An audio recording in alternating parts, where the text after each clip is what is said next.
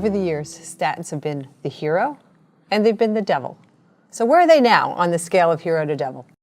If you asked any cardiologist during these years what they think of statins, they have been truly one of the most life-saving medications.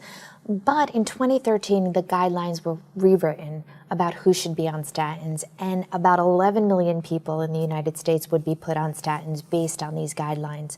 So the recommendations are that more people should be put on this medication. And was that a good recommendation to expand it, or is there controversy behind it?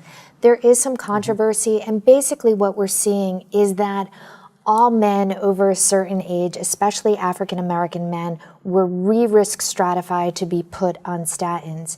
It did not look at certain subsets of women who are at risk, but basically what we see is that those people over 10 years who have a 7.5% risk of heart disease, have an LDL cholesterol greater than 190, have diabetes with an LDL greater than 70, or have any existing cardiovascular disease, this group should definitely be put on statins.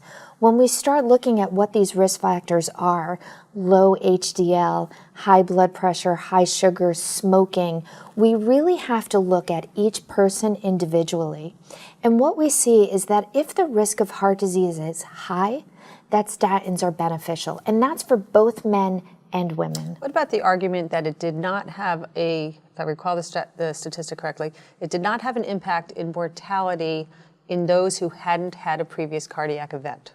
So when we look at what we call primary prevention, which is people who did not have an event, we see that in men, protection is so-called greater of cardiovascular disease and stroke.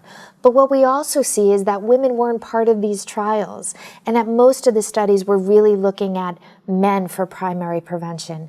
We do know and we do believe that when people are put on statin with these risk factors, even if they have not had heart disease, but they have high cholesterol and high blood pressure and all of these other issues, that ultimately over time we will see a decrease in cardiovascular death.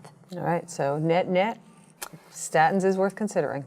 Definitely worth considering. All right, thanks, Susie.